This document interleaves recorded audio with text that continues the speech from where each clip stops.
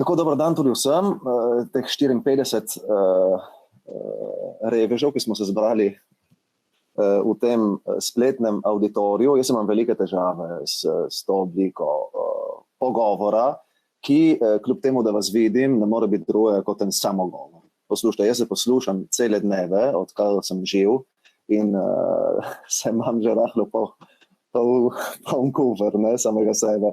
Bi rad, da sem človek stika, osebnega stika in pač kot humanist samo v osebnem stiku zmorem dobro funkcionirati. Tako da vse od mene v resnici, da nas zjutraj zahteva eno nemogočo nalogo, zahteva se od mene, da povlečem zajca iz klobuka, v eni uri praktično razložiti in utemeljiti smisel zgodovine in filozofije v povezavi z 20. stoletjem, si lahko predstavljate, da sem kar v škripcih. No, jaz sem po izobrazbi filozof, poučujem na Liceju Prešeren filozofijo in zgodovino, čeprav sem trenutno zaseden na Filozofski fakulteti v Ljubljani, kjer pač študiram na doktoratu, se ukvarjam s humanizmom in renesanso v filozofiji. To je skrajno intrigantno in zanimivo področje, ki je na Slovenskem, lahko rečemo, bilo doslej spregledano. Do njega sem prišel zaradi svoje, bomo rekli, zaradi nazorskih razlogov, zaradi svojih pač filozofskih prepričanj, ampak tudi iz, bomo rekli, didaktične potrebe, pedagoške potrebe, kajti ugotovil sem, da v razredu dejansko skoraj da nimam kaj dati dijakom v roke, iz tega, z mojega zornega kota, ključnega, prelomnega obdobja, obzori novega veka, obzori modernosti, ne, v vseh smislih. Tako da še enkrat uvodoma, hvala za zaupanje in ponavljam, od mene pričakujete nekaj, kar vam ne morem dati. Nisem čarodej, nisem čudodelnik, nisem ranocelnik, niti dušebrižnik, tako da bomo skušali narediti, kar je moč. Si bom pomagal pri tem svojem dolgočasnem samogovoru z vašimi izhodišči. Zdaj, jaz sem jih kar naštel, moram reči, 12 sem jih prejel prejšnji teden, včeraj zvečer še drugih 20, kar pomeni, da bi jaz moral na 40 vprašanj odgovoriti v eni uri. Spet zelo težko, pa vendar se bom skušal orientirati kot nek brodnik pač skoznje. Zdaj, vojna besed, spoštljiva tišina. Začel pri vojni. Ali bolj filozofsko pri boju, ki je ena od temeljnih kategorij, s katero se človeštvo, zahodno človeštvo srečuje od samega začetka, od pred Sokratiku dalje. Zdaj jaz vem, da ste od 1. do 5. letnika menda tu zbrani, torej se opravičujem bijenicem, jaz imam navadno opravka s starejšimi dijaki, ki bodo nemara poznali Heraklita iz Efeza. Med drugim je prav tam, v bližnjem Izmirju, zdaj potres, kar pomeni, da se Heraklitovi domovini ne godi prav dobro. In Heraklit v enem od svojih fragmentov zapiše tisti sloviti: boj je vsemu oče, vsemu kralj. Seveda potem sledi tudi nadaljevanje v smislu ta boj, vojna, ki je ena od temeljnih kategorij našega življenja, ene naredi za kralje in druge za sužnje. Torej v njej bodo eni vedno zmagovalci, v njej vedno poraženci. Ni vojne brez zmagovalcev in poražencev. Žal se, odkar smo na tej krogli, še ni zgodilo izenačenje. Torej v vsaki vojni, žal, v vsakem boju, prej ali slej prodre na plano en zmagovalec in poraženc. Zdaj, mi smo navajeni o vojnah razmišljati samo zgodovinsko. Torej o vojnah kot o dogodkih boja, vojskovanja med različnimi ljudstvi. In kot takimi razmišljati o vojni z negativno konotacijo. Torej od vojne kot nečemu, kar je po definiciji slabo. Zdaj, Heraklit nas uči ravno nasprotno. Ne? Torej, Heraklit pravi, da brez boja bi dejansko ne bilo življenja, da je boj rodoviten, graditeljski, iz boja, iz nekega trenja, dajmo reči, iz nekega nemira, nastajajo stvari in tudi lepe stvari. Ne? Zdaj, ponavljam, kot humanist trdim, da je res, da deloma Heraklitova ugotovitev drži, v smislu, da brez nemira bi človek ne naredil tega, kar je naredil. Seveda, v dobrem in slabem, ampak brez nekega notranjega vrenja, boja, nekega dušnega nemira, če hočete, bi se ne pognali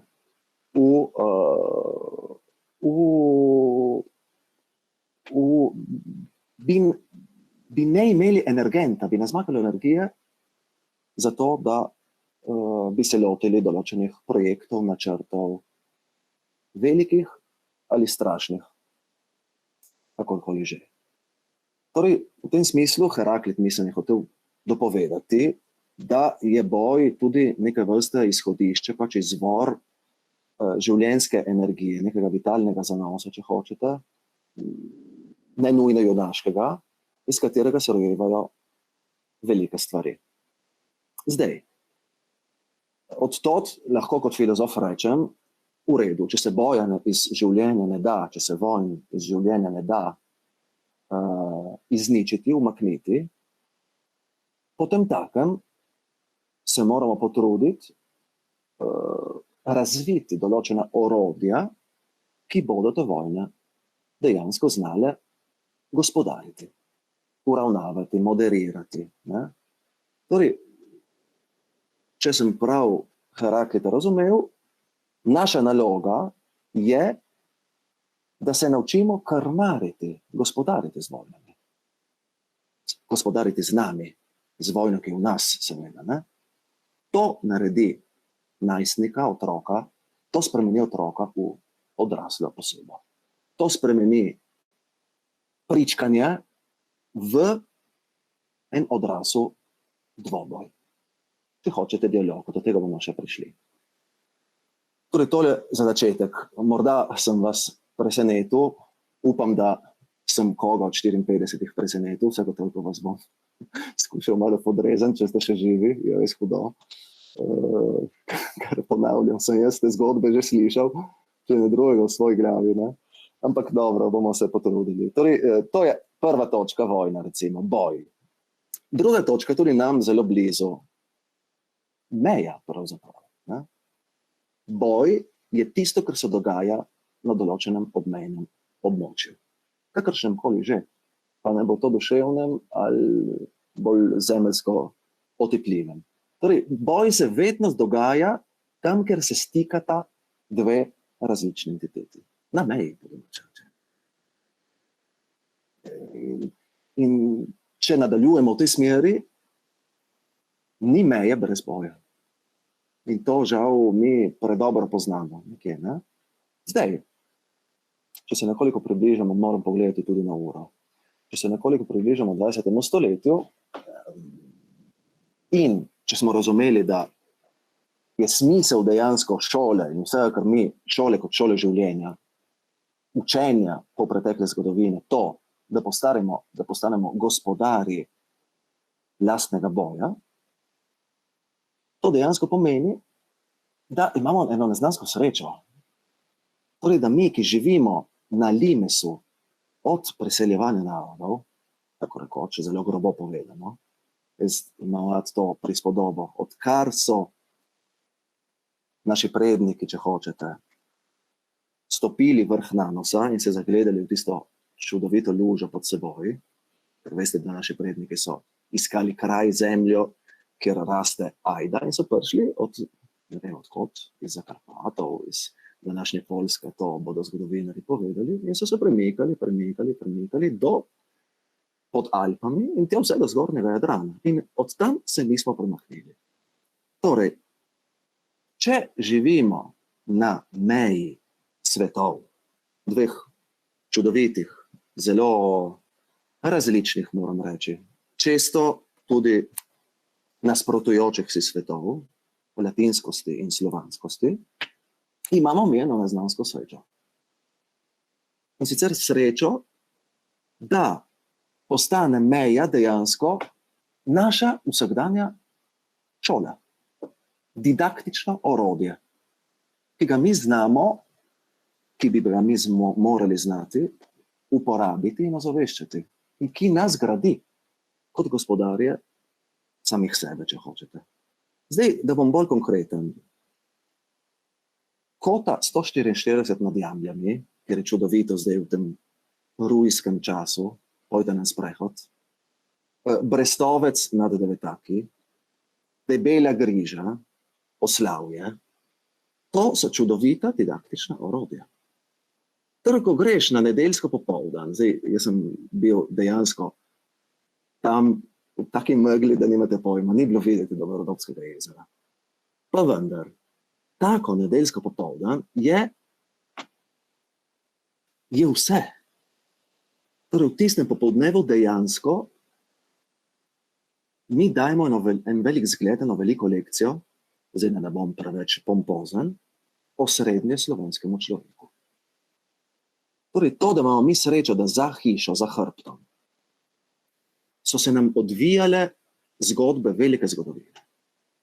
Da je dejansko Mussolini na Koti 164 bil ranjen leta 17 in da se je tja vrnil slovitega septembra 38, ko je postavljal vse ciprese od sredi polja ali Rodopolja, kot hočete, do Kobarida. To je ena neverjetna sreča, ki jo redko kdo premore.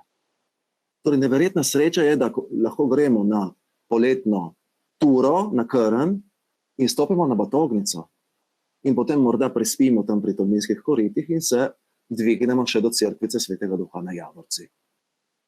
Na naših krajih, na tem, čemur nekateri pravijo obrobje, lokalnost, torej skrajni rob vsega, slepa ulica, če hočete, slepi kot sveta, se je odvijala svetovna zgodovina, ki nas dejansko gradi. Torej, jaz bi te obrobnosti, te manjšinskosti ne zamenjal za nič na svetu. In to je ena velikih lekcij, ki mi jo je posredovala ena od mojih profesorjev zgodovine, Mariza Škrk, ki jo ni posebej zanimalo, da smo obvladali vse rimske cesarje, kralje ali pa vse mikrodogodke francoske revolucije. Ne, njo je zanimalo, da ji ob 3 po noči znamo reči, kdaj je šel vokabularje Italijano izkljavo, Alase da Somaripa, 1607. Kdo je bil Karl Štrekelj? Po kom je poimenovana osnovna šola v Nabrežini? To je zgodovina. To je zgodovina. To je zgodovina, je tisto, kar se ti odvija pod nogami in navadno ne veš za njo. In v tem smislu smo mi, nekateri nam pravijo zamejci, z mojega zornega kota predmejci, pred mejo, ki jo je postavil nekdo drug, smo absolutno privilegirani. Mi imamo priložnost, nas je usoda, če hočete, srečno naključje, nam je podarila priložnost, da se opremljamo za eno sodobno, če hočete, demokratično državljanstvo. Sreča nam je dala obvezno opremo, kot za avtomobil. V zimskih mesecih moraš imeti prave gume, moraš imeti ketne, nekaj podobnega bi se moralo dogajati z državljanstvom, pravzaprav, v demokratičnih razmerah. Zdaj, k temu morda še pridem kasneje, k temu, koliko je demokracija učinkovita in, bom rekel, zelo grobo, koliko je pravična. Ali je pravično, da velja glas poštene osebe, zveste osebe, enako kot glas kriminalca ali davčnega utajevalca? Big question. To verjetno ne bomo mogli danes ugotoviti. V glavnem, če se vrnemo k obvezni opremi. Torej, vedenje o tem, kaj se je v tem primeru na naši zemlji dogajalo v 20. stoletju, je neke vrste obvezna oprema zrelega življenja na meji. Je lekcija, didaktično orodje, kot smo prepovedali, ki nam polni z vsebino miselni zemljevid, ki ga vsak ima, o tem, kdo in kaj je. Vi se morate predstavljati našo identiteto kot zemljevid sveta. S to razliko, da na njem manjka, ni imen, krajev, morij, rek, jezer, če hočete, mest, velemest in vasi. Prazen. Tu so empiristi, mi žal. Ta miselni zemljevid je tabula rasa. Če je šola, res šola, zmore ta miselni zemljevid napolniti z vsebino, z imeni, kraji, z dogodki, z Virgilijom Ščekom, z Alasolo Samaripa, s Karlom Štrekljem in mnogimi drugimi seveda. Sicer, če nimaš imen na zemljevidu, je dezorientacija, blodnja, da ne rečem kaj drugega, neizogibna. Kako se boš orientiral, če na zemljevidu ni imen? Kako boš vedel, kdo si, če ne veš, kaj je in da je bil en prej in en potem? Ni mogoče. In ponavljam, neznansko srečo imamo mi. Zdaj, med vašimi istočnicami sem našel tudi to. Recimo, ali je preizpraševanje teh vsebin, učenje Prve svetovne vojne, Druge svetovne vojne, tega, kar je vmes, samo folklora. Ali je govoriti o manjšini dan danes, leta 2020, ko imamo vse druge težave, očividno, ko je negotovost taka, da boli humanista, da boli glava, ali je vse samo folklora. Torej neka domena enih hiperspecialistov, profesorjev, ki dobivajo svojo sicer mizerno plačo, ali pa strokovnjakov, znanstvenikov, ki pišejo knjige. Češ, da je pravo življenje, recimo mladega človeka, generacije po milenialsih, menda ste vi že tisti, ki jim milenialsom sledijo, zdaj Y, Z, ne vem, XY, ne vem, kako bi vam rekel, da se boste sami lahko izbrali. Ali je to za nič? Ne? Zdaj, jaz pravim, daleč od tega. To mi znamo. Torej, mi vemo, da spraševati se, čakajte, da poiščem tle, če mi bo uspelo. Ja. Ali mislite, da ljudje občutijo obmejno soočenje na ločitvenih temah le kot zanemarljivo folkloro? Torej, da se še vedno jezimo o nevarnosti fašizma, o problemu vidne dvojezičnosti, tako, brez veze. Ne? Jaz pravim, nikakor ne. Mi smo zavedni, kot me je učila profesorica zgodovine, ker drugače ne moramo biti. Ker pri nas na meji ni nič samoumevno. Ni samoumevno, kdo si, odkot prihajaš in zakaj si to, kar si. Ni samoumevno. Ni samoumevno, kako boš zjutraj spregovoril na poštnem uradu. Ni samoumevno, kako boš imenoval sina ali hčerko, ki je pricapljal na ta svet. Samoumevno. Ni samoumevno, če bo zahteval dvojezičen obrazac, ko ti bo, upam, da ne, policija prisolila globo. Ne, ni samoumevno. Torej, identiteta to vemo mi, ni nič, je vse prej kot samoumevno. Je vse prej kot folklora. Kolikokrat sem v tem poletju, ki je bilo zame dovolj utrudljivo, vam povem, vse prej kot praznično, kljub temu, da sem potočil tudi solzico, ko sem videl pač slovensko trobojnico nad Narodnim domom, pa vendar mi ni bilo lahko letos poleti.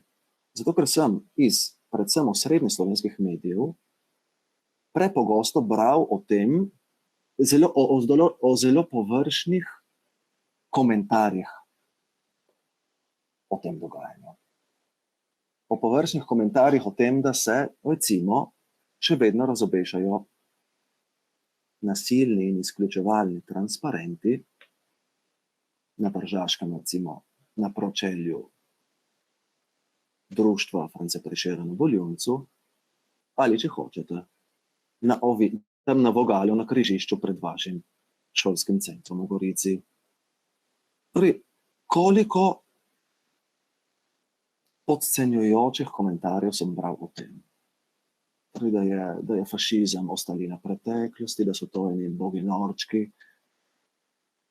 Tako izjavo, da nekdo, ki nima težav z identiteto. Torej, ki jih ima, seveda jih ima, ampak ki mu je identiteta nekaj samoumevnega, ki mu je dejansko, ki ni občutljiv, tako kot smo mi, na resnost problema, recimo v tem primeru, fašizma. Zdaj, seveda ni vse fašizem po vse sveti, pozor. Ne bodimo naivni in označujmo vsakogar, s katerim se ne strinjamo, za fašiste. Veste, kaj se danes hudo dogaja? Obrnjena slika. In sicer, da se označuje vse, ki govorimo tudi o tradiciji, o identiteti, o zavednosti in tako dalje, za neke vrste fašistične skrajneže. To je druga plat medalje, v katero zdaj ne bom šel. Ampak, povrnimo se k miselnemu zemljevidu. Mi imamo na njem zapisano izkušnjo med obema vojnama. Ko rečem mi, mislim na primorskega človeka. To pomeni na tisto tretjino, da imamo reči, 350 000 Slovencev, ki so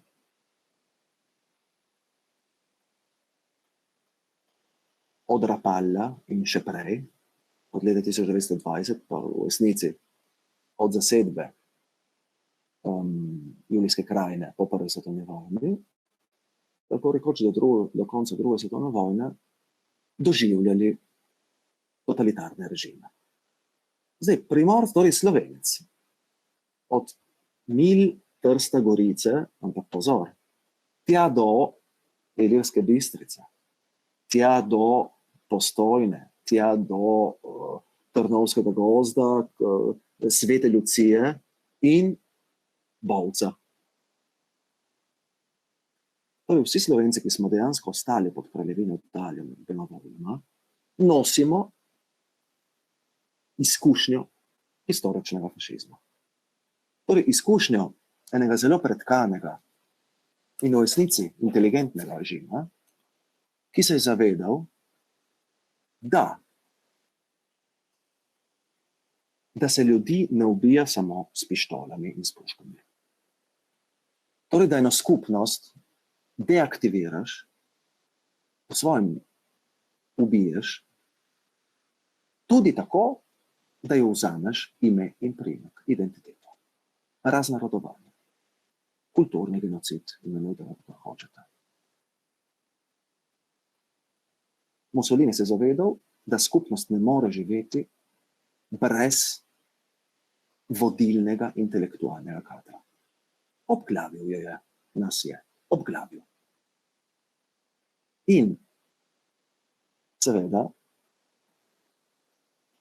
ko za nedeljsko juho odrežeš kokoši vrat, bo ta tekla samo že nekaj časa. Zdaj, jaz sem namerno nekoliko oster, upam, da ne prehudo temačen, ker vas ne vidim, ljudje. Ni enostavno, vsaj meni zdaj, recimo na ekranu imam same črne kocke, razen gospoda Tomaža Cotiča, ki je ves čas zelo pozoren, bil Tomaž. Ni enostavno reagirati, torej ker ne vem, kaj se tam pri vas dogaja. Ne? Zato se malo prepustim toliko misli. Pa vendar upam, da ste razumeli, kaj hočem povedati. Ta izkušnja je ključna, torej izkušnja našega antifašizma, ki za razliko od osrednje Slovenije, tega, kar se dogajalo v Dravski domovini, nima strankarskega predzaka. Naš antifašizem izhaja iz izkušnje raznorodovanja. Torej tega, da nekdo pride od nekod, južno, da tako rečem, in ti reče allođeno, tujerovec.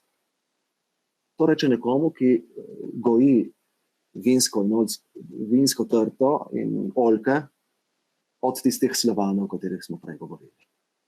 Naša izkušnja antifašizma korenini na tej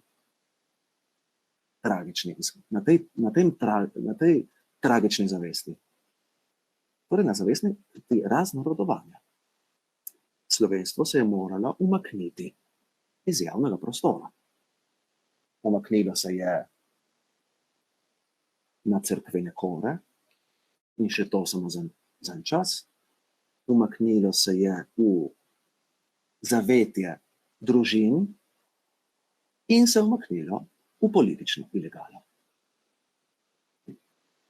Zato je naš antifašizem bil, med obema vojnama govorim, bil pluralen fenomen.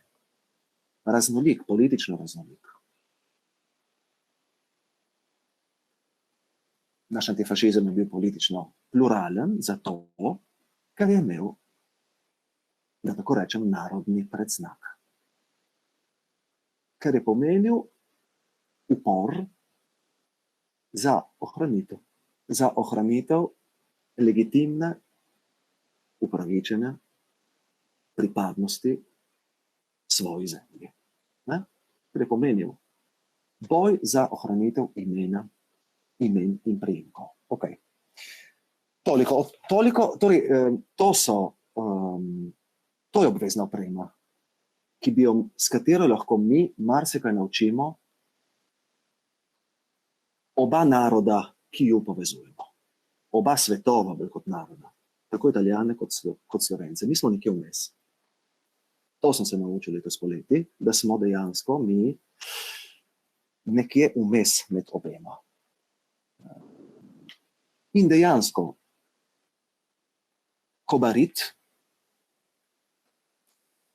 oktober 17, ki je za ene, kot vemo, čudež, za druge pa polom, Bazovica je za ene levo in za druge desno, so heterodopija. Topos, kraj, če hočete, ki je več krajev hkrati. Zdaj, tu se seveda obremenimo v vprašanje spomina, ki je kompleksno, ampak da bom zelo sintetičen, lahko takole rečem. Spomin in zgodovina sta dva različna pojma in pojava. Doslej smo se dolga leta upravičeno ukvarjali s kulturo spominjanja, torej z ohranjanjem spomina na svoje prednike, ki so nekaj pretrpeli, drugače rečeno z komemoracijo, z molitvijo za svoje prednike. Zgodovina se začne tedaj, ko presežeš lasten, oseben spomin. Tako da ga povežeš, da ga vtakneš noter v miselni zemljevid, o katerem smo prej govorili. Torej, da ga kontekstualiziraš. Takrat se začne zgodovina. Zdaj vam tako povem, zdaj sicer sem že drugo leto na doktoratu in torej nisem redno v razredu, kar po svojem pogrešam, ampak moji dijaki vam lahko to potrdijo. Torej, pri zgodovini, če se naučiš letnico in ime, je to ocena zadostno, ne odlično. Zgodovina se začne takrat, ko znaš tista imena, ki so pri pouku zgodovine, bi morala biti samoumevna, ko znaš tiste imena povezovati in dajati v kontekst. Jih analizirati, iskati vzročno-posledične zveze, iskati, kaj je prej in kaj potem. Samo tako lahko delaš zgodovino. In to je tudi v razredu potrebno. Ne? Tako da najprej je potrebno dobiti nek konsens o tem, katere so osnovne informacije določenega zgodovinskega fenomena. Zabavno se začne takrat, zabavno in hard work se začne tedaj, ko začenjaš te informacije povezovati med seboj. Tako, poslušajte, naredimo korakec naprej k temi, k tematiki oziroma vodilni temi tega srečanja. Vojna besed, spoštljiva tišina. Seveda, moram povedati dve besedici o dialogu. Dialog je nasproti tega, kar počnemo zdaj. To je za začetek. Zdaj, ko se pravi, da je dialog sol in poper demokracije, jaz to predstavljam takole. Torej, res, zdaj, če sem vročko, bom tudi sam šel na poštni urad in si predstavljam, napovedujem sledečo sceno. Torej, da bom moral čakati v vrsti, zato, ker boste spet sem grob, dve ženici, starejši, gospe, dejansko hiteli opraviti določene nenujno potrebne obveznosti, zato ker morate domov kuhati kosilo. V redu, to je okvir, če se predstavljate. Imamo na poštnem uradu dve ženici, ki se na videz pogovarjate med sabo. In Marija pravi, Karli, recimo, Marija, ja, veš, moj vnuk je pravkar odlično pravil en izpit, in Karla odgovori, Urka, moj je pa pravkar naredil vozniški izpit, recimo. In Marija replicira, ja, veš, jaz bom pa danes za kosilo kuhala rižot, recimo riž. Karla odgovori, jaz pa vrzujete, po domače rečeno. Zdaj, to ni dialog. Imamo dve osebi, ki se pogovarjate med seboj, tudi vneto, burno, ki potrosite nekaj časa skupaj, ampak se vse prej kot dvogovarjata, pogovarjata. Ne, to ni dialog. Karla in Marija pravita vsaka svojo zgodbo. To sta dva vzporedna samogovora, monologa. Karla pravi svoje štorije. Kako bo kuhala, kaj že, se ne spomnim, golaž, in kako je njen sin napravil, a ne, se boste sami spomnili boljše kot jaz. Vsaka pravi svojo zgodbo. Ne? In to se žal dogaja danes v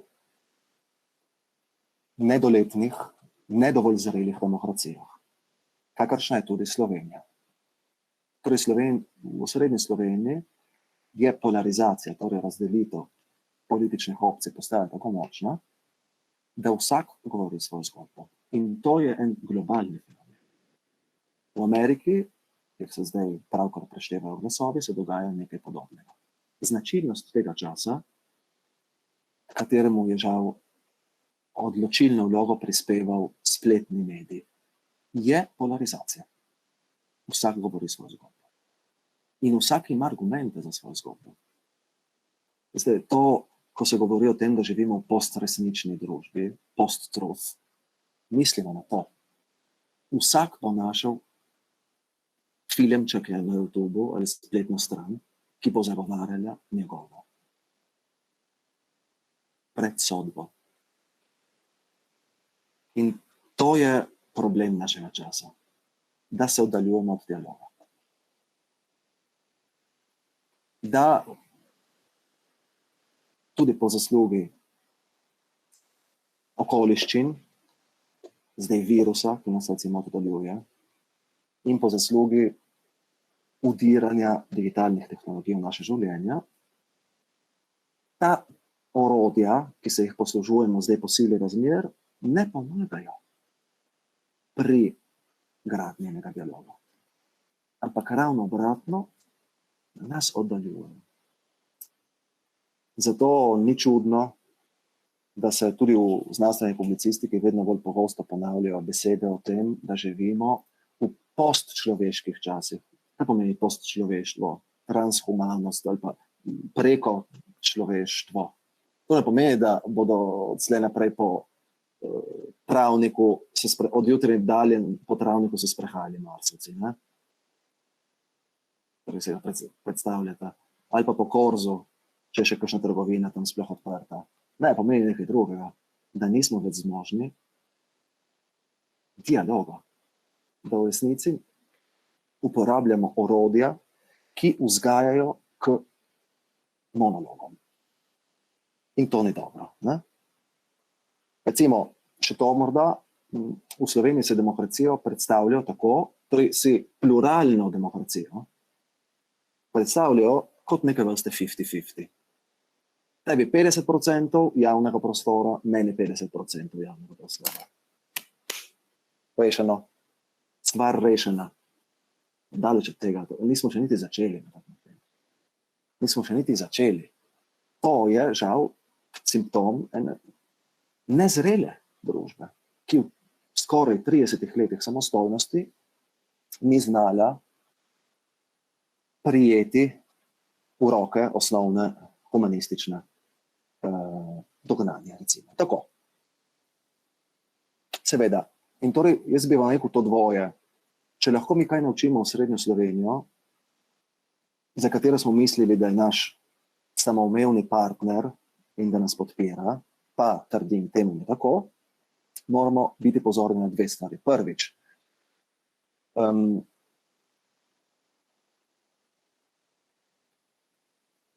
antifašizma ne smemo izgubiti. Torej, če izgubimo antifašizem kot vrednoto, izgubimo vse in odpremo vrata mračnim časom. Drugič, največji nasprotnik demokracije je monolog, samogovor. Ni demokracije brez poskusa iskanja dialoga. Torej, dialog pomeni to, da ti se usedeš za mizo, za isto mizo, s tvojim nasprotnikom. To je zelo krščansko, če hočete, ne? Ti moraš ljubiti svojega nasprotnika, če hočeš živeti v demokratični družbi. In ti se moraš z njim skregati in se potem usesti, recimo v bolj neformalni obliki, za isti šank, če hočeš. Toliko. Zdaj, ko sem prej govoril o obvezni opremi, dogodki letošnjega poletja so bili strašansko kompleksni in zdaj ne moremo stopiti v to, ampak nas učijo nekaj. Nas učijo nečesa, oziroma upam, da nas bodo nečesa naučili. Da ko govorimo o zadevah, ki se nas tičejo, ki se tičejo recimo Slovencev v Italiji, in vstopamo na področje mednarodne politike. Torej, da žal ni dovoljeno Ministrstvo za Slovencev za zamejstvom po svetu, zato da bi rešili ta problem. Vam dam primer. Ko sem se prijavljal pač na natečaj za profesorja, pred dolgimi leti, pred kakim letom, 5 leti, 4, sem gotovo na zadevo, spletni obrazec, se prijavljaš na, recimo, spletni obrazec javnega ministrstva za šolstvo, MIUR. Povežeš se nanj in skušaš unesti svoj hišni naslov. Sliv na 31/B, veste, kje boste našli, ampak seveda moraš v zavihku poiskati pokrajino Trst, ne? In ti iščeš pokrajino Trst, jo najdeš in odpreš, klikneš na zavihek občin v pokrajini Trst. človek jih prešteje, na prstih ene roke, skoraj. In si reče, Orton, kaj je tle tako dolgo, ta seznam? Se odpre Pandorina skrinjica. V sistemih, portalih javne italijanske uprave, od šolstva do železnic, je danes leta 2020 pod občinama Trst in Gorica vse tisto, kar je kraljevina Italija pod fašizmom imela po rapalski meji. Poslušajte, imam dokaze, vam jih lahko posredujem. Kdor bi hotel imeti, sem registriral in posnel. Torej, dokumentacijo imam. To pomeni, da pod občino Trst imamo Postumja Grotte, Senozekja, pod občino Gorico imate, zavedajte se, imate Battaglia della Bansizza, Plezzo, Santa Lucia in tako dalje. To je leta 2020. Seveda, zdaj vam ne morem, potem sem se šel pozanimati, ker sem vse po konci in gotovo, kaj je bilo odzadje, je veliko hujše od samo tega, ampak pustimo to za drugič. To je en argument. Drugič, prej omenjeni transparenti neofašistov KZPound. Tretjič, podpisani je pred leti vozil slovenski avtomobil s slovensko registracijo in s slovenskim vozniškim dovoljenjem, ker sem pač tedaj naredil, imam dvojno državljanstvo kot marsikdo od vas. Zdaj ne več. Če se spomnite na zadnjih Salvinijevih ukrepov, decembra meseca je bil, kdor živi na ozemlju Republike Italije, mora voziti italijanski avtomobil s italijanskim vozniškim dovoljenjem. No, malenkost. O tem govorim, ko se obravnava vprašanje Slovencev v Italiji, imamo pravka z nivojem mednarodne politike. In tu sami ne moramo. Sami nismo kos tej nalogi. Zato sem se letos poleti razumeval predvsem na relaciji Trst-Gorica, na relaciji med Trstom, Gorico in Ljubljano. Torej, tisto je naša relacija. Historična, duhovna, če hočete, ekonomska, gospodarstva, strateška. Tisto relacijo, kljub spremembi pač geopolitičnih razmer, moramo na nek način oživiti. Tam je kisik. In brez opore, pravne in politične opore, matične države, ni moč, bi rekla Manona. Pokojna. Tako, torej, ko govorimo o težavah s preteklostjo, ne govorimo samo o problematičnem odnosu med Slovenci in Italijani. Ta dvojica nasproti je zavajajoča. Češ da na eni strani imamo tako, so nas morda nonoti učili zmotno. Če so vsi Italijani za nič, ne rečem kaj drugega, vsi Slovenci, da smo junaki. Ne, ni tako. In če hočemo narediti korak naprej v preteklosti, moramo seveda najprej poznati. Nimam občutka, da smo tu naredili vse, kar je bilo mogoče.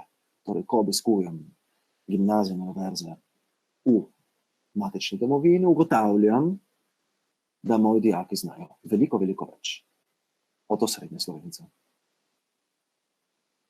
Veliko več. Ker kot smo prej povedali, nič ni pri nas samoumevno. Mi moramo to vedeti, če hočemo biti.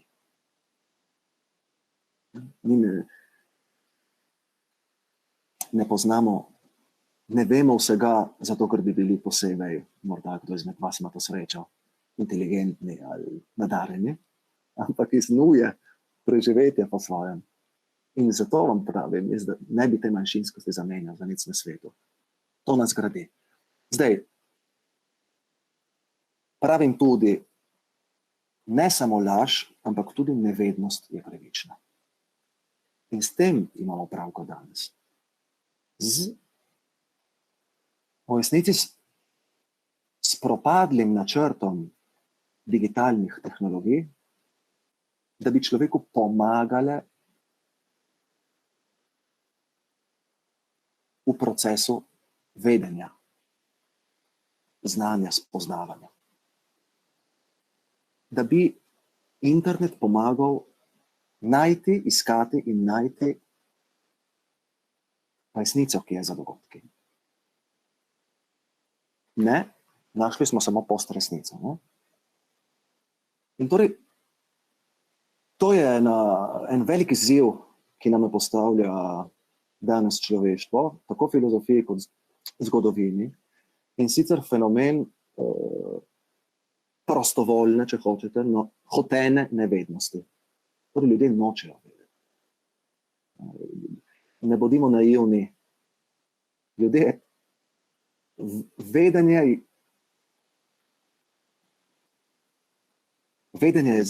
je tvegano in nevarno, najtežja izbira v resnici. Ne? Množice pa iščejo bližnjic. In se dejansko izogibajo vedenju, ker z njim pride tudi odgovornost. Ne? Odgovornost, dolžnost. Tako da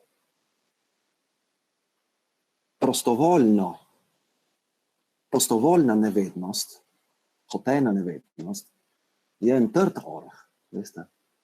Če ni dovolj več kot 2500 let zahodne misli, da v tem času, ko smo ustvarili, po mojem, več kot vse, nismo uspeli zbrati dovolj argumentov proti prostovoljne nevednosti, je res hudo. Če tretješolci bodo vedeli, o čem govorim, zbirka predsokratskih misli, Anton Sovraje je prevedel za nas, zahtevno sicer branje, ampak čudovito. V tiste zbirki vse. Tam je vse zbrano. Vse, ampak ne dovolj, da bi uspeli na kakšen način prepričati ljudi, da bodo, če bodo spoznali, bodo postali tudi boljši. No. To je ena od lekcij, žal, spregledanih grške antike, ne? Etični intelektualizem. Torej, ljudje se ne motijo, se ne lažejo nalašč slabo. Se ne obnašajo nalašč slabo, ampak iz nevednosti nekje. Ker je človek dober po naravi in ko bi vedel, kaj je prav, bi tisto prav tudi naredil. Ne? Sokrat vse, kar je naredil, je naredil zato, ker je bil ker je verjel v etični intelektualizem, ne? Da so ljudje dobri in da se motijo iz nevednosti nekje. Zdaj, od tedaj so minila dolga stoletja in je vmes Dostojevski napisal svoje slovito poglavje Velikega inkvizitorja, ne? Kjer dejansko trdi nasprotno. Tista scena je epohalna, seveda, za en kolosal film kakšnih 50 let nazaj. Ne? V Siviljo, tam 15. 16. stoletja, naenkrat stopi z neba, se spusti Jezus Kristus. Ne? Med množico na ulice, tako. In ljudje ga prepoznajo, da je prišel odrešenik. In se približujemo večnosti nekje, ne? Prepoznajo ga, si ga predstavljate tam po korzu nekje, ne? To bi rekli, tle se dogaja nekaj pomembnega. Okay. Je izbral Gorico, je izbral ta čas, ga čakamo že 2000 let, to mora biti nekaj pomembnega. Ne? Ampak, ker smo v drugem času, ga prepoznajo tudi stražari, pazniki, inkvizitorji, ki ga dejansko odpeljejo in odvedejo v palačo velikega inkvizitorja, ki mu naredi tisto slovito pridigo. Torej, tle je njegov, torej božji namestnik na zemlji, inkvizitor, politik, po domače rečeno, ki pridiga Jezusu Kristusu o tem, da je v resnici preveč zaupal v ljudi. Ne? To je skrajni protihumanizem. Rekel, ti misliš, da ljudje hočejo biti svobodni, da hočejo vedeti, da hočejo biti odgovorni. Ciljaš previsoko, pravi inkvizitor. Jaz tega ne morem sprejeti. Čeprav je vedno teže najti argumente, ampak dejansko nočem, če hočete, ni da ne morem, nočem sprejeti velikega inkvizitorja. Zato sem po naravi šolnik. Zato imam strašansko rad mladino, ker na njej dejansko svet stoji, v smislu, da je mladina prenašalka enega zdravega jedra, ne? Ki ga je treba vzgojiti, zgraditi. In ki ga je verjetno prej najti pri mlademu človeku, kot pri odraslemu. Ne? Tako da, jaz sem vsak dan hvaležen za ta poklic in za dejansko stik z mladimi. Jaz se vam moram zahvaliti, ne pa obratno. Ne? Zdaj, ura je 10, kar pomeni, da še par minut tega drdranya boste prenesli. Kaj bomo povedali za konec? Poslušajte, da sklenemo nekaj, kaj lahko in kako lahko pomaga humanistična veda, studia humanitatis, filozofija, zgodovina, pri prebavljanju polpretekle zgodovine. Prvič bi rekel tole. Dovolj je pomisliti na etimološki izvor pojma filozofija. Mi premoremo, imamo en čudovit slovenski izraz, s katerim bi sam preimenoval, poslovenil filozofijo. Kot se dogaja v vaših letih, recimo, kjer je v najstništvu, če hočete, kjer ni vedno lahko reči ljubim te, jaz te ljubim. Veliko lažje reči, te imam rad, ne? Rad te imam. Ko izrečeš besedo ljubezen, spet ali Jezus Kristus nekje v okolici, ali se mora dogajati nekaj pomembnega. Ne? Veliko lažje rečemo, rad te imam. Ne? In filozofija dejansko je ena oblika ljubezni. Ne? Je ena oblika ljubezni, zaljubljenosti v vedenje, v spoznavanje, ne? V resnico, če hočete. In torej filozof ni nič drugega kot radovednež. Kdor ima rad vednost. Kaj ne bi lahko filozofom rekli radovedneži? In kaj ni vsak drugi, vsak tretji človek na tej zemlji radovednež? Mlad človek pa sploh. To je simple as that. Filozofija na tak način stopi iz akademskih predavalnic v naše vsakdanje življenje. Filozofija je, če je prava, resnična, ne more biti druga kot način življenja. Če jemlješ resno, če verjameš to, kar govoriš, postane tvoje znanje, tvoja vednost, tvoj poklic, če hočete, učiteljski poklic, način življenja. Sicer je vse igra. In v tem smislu menim, da ni lepšega poklica na tem svetu. Da je to definicija dejansko poklica kot poklicanosti. Ne more biti drugače, če hočeš, da gre za res. Torej, seveda, tu bi vam lahko dal nekoliko referenc. Berite med 3. in 4. letnikom poleti Platonov simpozij in tam poiščete sloviti odlomek, kjer to razlagata Poros in Penija, starša, Erosova starša. To je ena zadeva. Drugič, Cicero, agere et intelligere. Etika, torej s poznanjem vedno pride zraven tudi delovanje.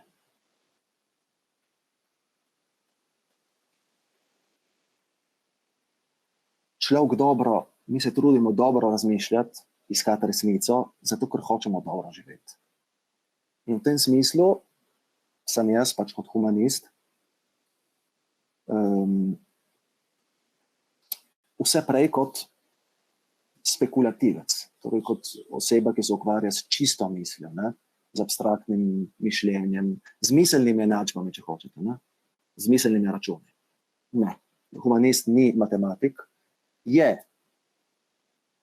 oseba, ki hoče dobro razmišljati zato, da bi dobro živela. Ne? In v tem smislu sta najbližji filozofski področji tej naši miselni usmeritvi dejansko etika in antropologija. Ne? Torej, etična in antropološka vprašanja gredo vedno skupaj, če hočemo sprejeti filozofijo kot način življenja. Ja, biti dober pomeni dobro delati, bene agere, ne, bi rekli kristjani. Delati dobra dela, ne, to je karitativnost, o katerem so mnogi že marsikaj napisali. Ne vem, tako sem se jaz se nisem predstavljal seveda nič. Upal sem, da bi ta pogovor stekel kot pogovor, kot dvogovor, ne, ali pa 55 govor, ampak nam žal razmere tega ne dopuščajo. Tako da nič, čakamo na boljše čase, na bolj človečne, če hočete, čase. In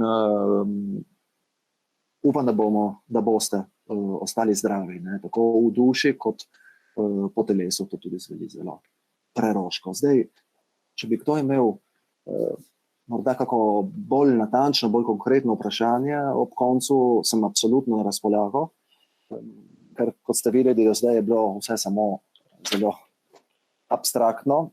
Če bi imeli kak konkreten primer, kako vprašanje, kar se obeh ved tiče, kar se te teme tiče, na dan z besedo. Ja, hvala Jernej najprej za, mislim, da je bilo zelo lepo in izčrpno predavanje. Jaz bi samo nekaj, ne vem, če upam, da bo še kdo se mogoče oglasil, ampak je malo tako čudno in težko zdaj nadaljavo. Jaz bi pa te prosila še za nasvet. Saj nekaj filozofskih del si seveda dal kot nasvet, da si preberejo dijaki. Imaš pa mogoče še kakšno knjigo ali pa tudi mogoče kakšen film, ki bi ga lahko svetoval, da si ga ogledajo, da si ali pa preberejo. Tako, mogoče ne vem, zdaj bom rekla študijske knjige, ampak prav take, kjer bi se lahko obogatili na drugačen način. Mogoče prav taki mladostniški način, bi rekla, drugačen, tako. Ja, seveda bi tu lahko razpredali na dolgo in široko. Jaz sem pred kakšnim letom, zdaj javno brskam med starimi dokumenti, to je bilo oktobra 2018, pozor, samo trenutek, tole sem iskal, ne vem, če bom našel, evo jo, ja, februarja 2019 ste me prijazno povabili v auditorij, takrat v živo, in sem si privoščil tako eno digresijo z naslovom Filmozofija. Torej, smo skušali skupaj narediti neke vrste analizo enih priporočenih filmskih besedil, ne? In to bi vam lahko recimo kar prilepil na kak način ali vam pošljem preko spletnih, preko maila, kakorkoli že.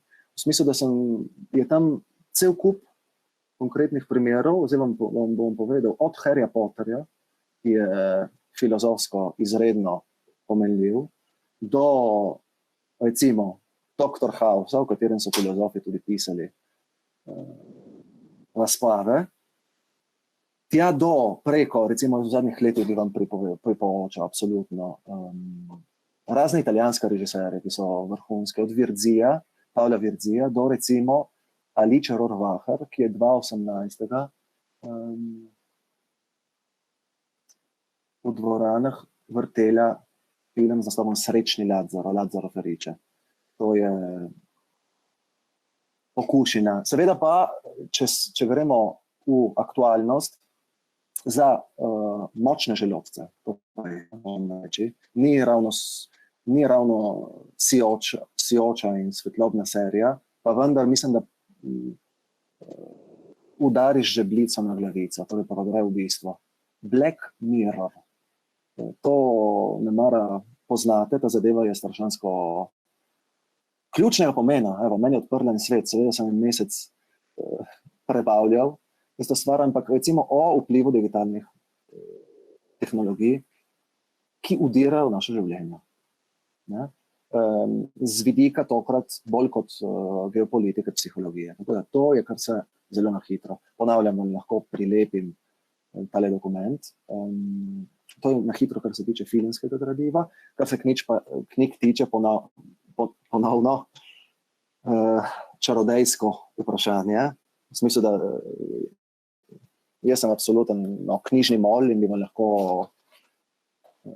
marsikaj seveda svetoval za različnih žanrov. Jaz obožujem recimo mešanje različnih žanrov v zadnjem času. Risane romane, ki so odlična, tudi lahko zelo kvalitetna poglobitev ali razširitev recimo določenih vprašanj. Med klasiki, absolutno 7. knjiga, zdaj grem k klasikom, klasikom zahodne misli. 7. knjiga Platonove države, torej Votlina, mit o podzemni jami. 4. knjiga Dnevnika cesarja Marka Aurelija. Vse iz stoičnega repertoarja, torej pisma prijatelju Luciliju, Seneca, Epikur, vse iz helenističnega obdobja. Pico della Mirandola, razprava o človekovem dostojanstvu, kjer dejansko je pred 500 leti utemeljil to, kar mi danes doživljamo z tako imenovanim samostojnim podjetništvom, homo faber ipsius fortune, človek, gospodar, podjetnik, če hočete, samega sebe. Zakaj pa ne? Avguštinove izpovedi, confessiones, iz razsvetljenstva. Vse, torej recimo Voltairov Candide, se boste nasmejali. Voltairov Candide se boste nasmejali. Če naredimo korak nazaj, Hvalnica norosti, absolutno Erasma Rotterdamska in mnoga druga dela. Danes obstaja malo more tudi poljudne literature z področja tako zgodovinske kot problemske filozofije, recimo tisti sloviti Gardnerjev Zofijin svet, roman o zgodovini filozofije, je še vedno klasika. Seveda pa tako kot v razredu se tudi pri branju dogaja sledeče, torej da je bistvo treba iskati med vrsticami. Kot v razredu, v odnosu med profesorjem in učencem, se bistvene stvari zgodijo na obrobju učnih načrtov in programov. Tisto je ključ šole kot šole. Zato si ja sam recimo ne znam predstavljati v tej virtualni obliki. To je lahko dobra pomoč zdaj v teh težkih časih, ampak sam si šole kot šole ne znam predstavljati tako zato, ker dejansko se bistvo dogaja vmes, na medosebni ravni. Tudi takrat, ko vrejo na dan na videz obrobna vprašanja, ki so po svojem z vidika učnih načrtov nekoristna, pristranska. Jaz pa trdim, da je tisto bistvo. In pri branju je po svojem se dogaja tako isto. Torej, da se najgloblje stvari najdejo tam, kjer bi se jih ne pričakovali. Recimo, bom povedal še eno šarlatansko. Jaz sem oboževal recimo dela furlanskega pisatelja Maura Corona, ki so izhajale tam okrog leta 2010, 2012, 2013, kar je zatem pozabite.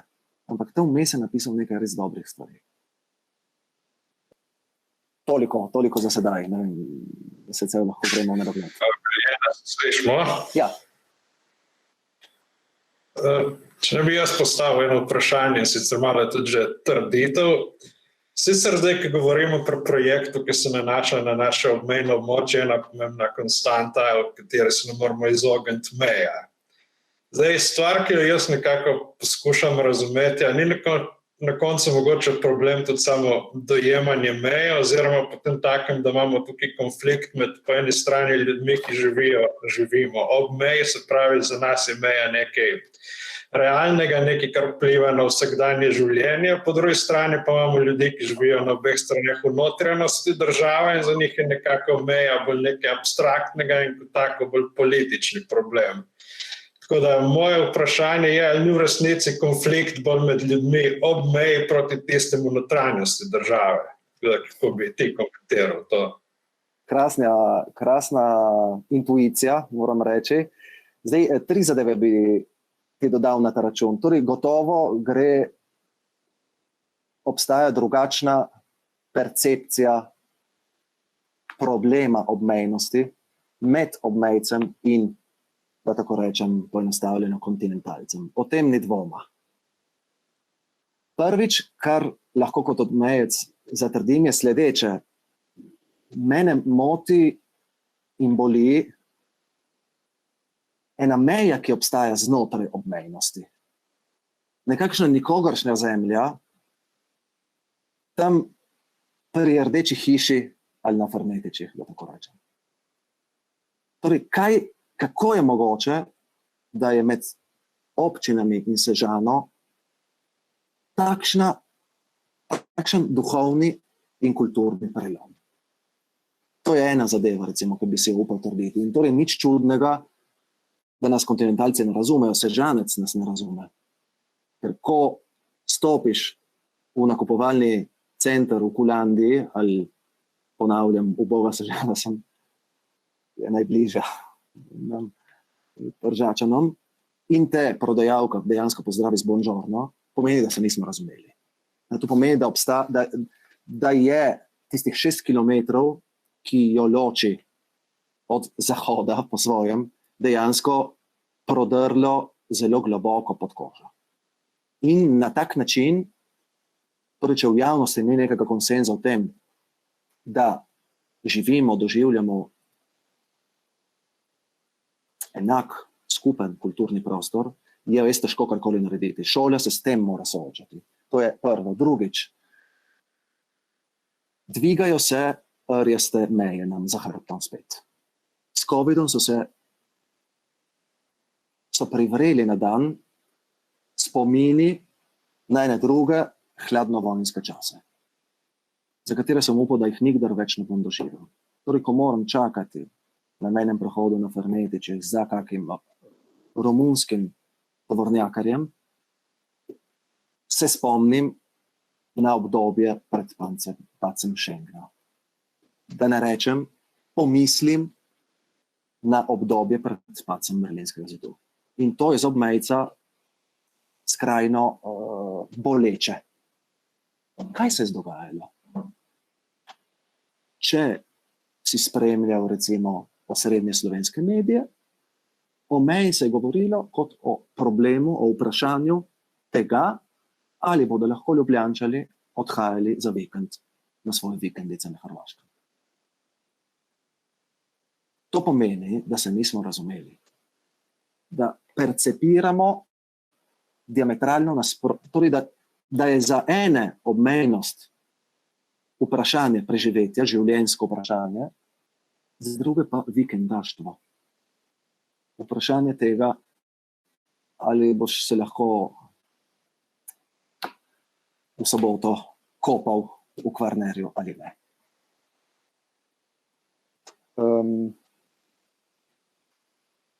Potem sem imel še eno tretjo zadevo, ampak je že ušla. So še vprašanja, mogoče? Jaz bi vprašal eno stvar. Sicer vas začnem... Tomaž? Pardon, ja. Torej, jaz bi vprašal glede tistega, ko ste govorili o antifašizmu. ki ste rekel, da ni bil strankarski. Ampak kako ni bil strankarski, če je v slovenstvu prišlo do takega razdora, da je celo potem ena stran raje izbrala okupatorja, kot če je prišlo do takega razdora, ki je vezan seveda na stranke. Zelo fajn. Upravičeno vprašanje, na katerega sem zmotno mislil, torej, ki ga, kot kaže, nisem dovolj razčistil. Torej, ko sam govorim o medvojnem antifašizmu, mislim na vse tisto, kar se je dogajalo pod kraljevino Italijo, ki je s pohodom na Rim postala fašistična država, na ozemlju Julijske krajine.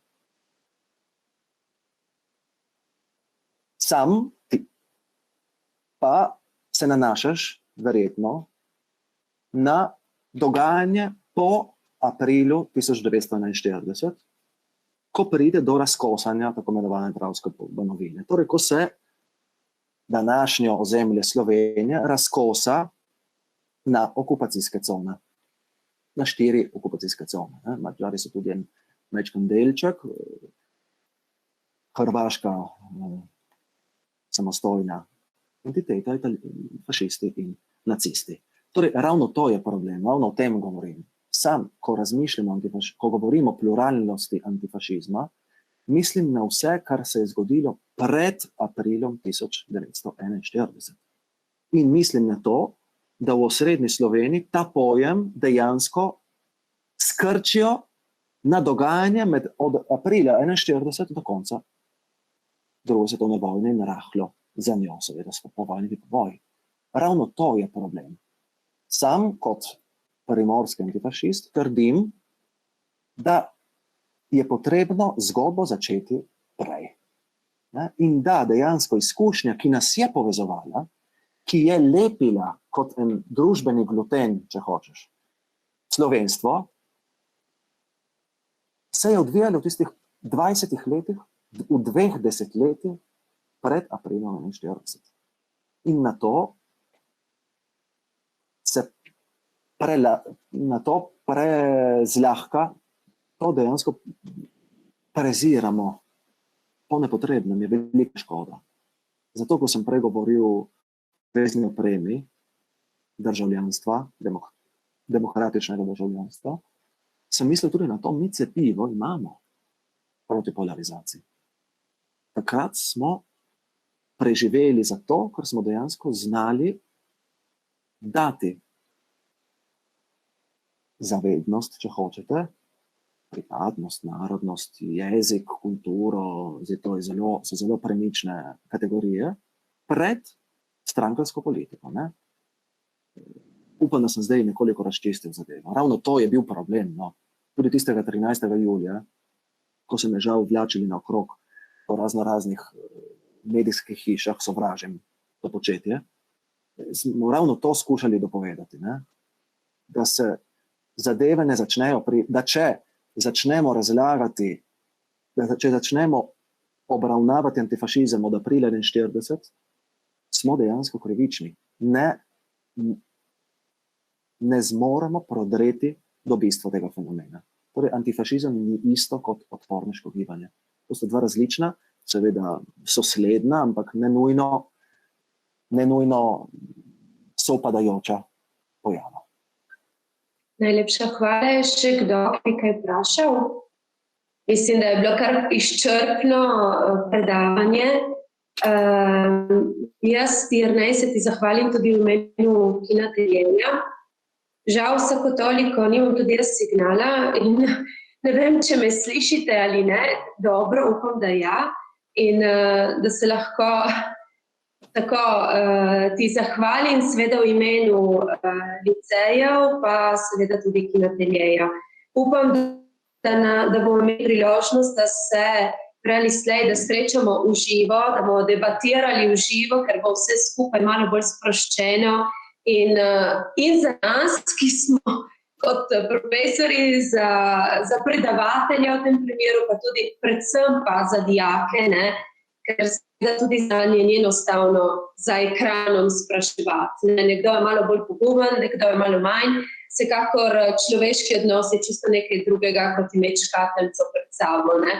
Tako da se ti zahvalim tudi, da si privolil v to varianto, ta način predavanja, ne, ki je res neke oblike samogovor, ampak po drugi strani pa mislim tudi ne, ker vsekakor nekaj vprašanj si jih imel zastavljenih že prej in mogoče je po eni strani včasih ta vprašanja so prišla do tebe, včasih smo tudi kot osebe tako zadržani, da mogoče jih ne zastavili tudi v drugem primeru. Tako da mislim, da je bilo predavanje zelo spodbudno, učinkovito, prisrčno tudi s tvoje strani, z moje vsaj, jaz sem sprejemala tudi kot zelo zanimivo in zelo prisrčno.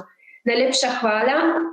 Jaz da povem, da smo predavanje snemali, tako da bo ekipa Kinoateljeja potem seveda oblikovala, sestavljala, ne vem kako ga, to ni moje področje, nimam pojma, kako bo potem to naredili. In tako da to predavanje bomo potem prejeli oziroma potem lahko poslušali tudi naknadno in mislim, da mogoče pride prav tudi tebi, da ga boš prejel in si malo tako se pogledal in zamislil in se poslušal znova.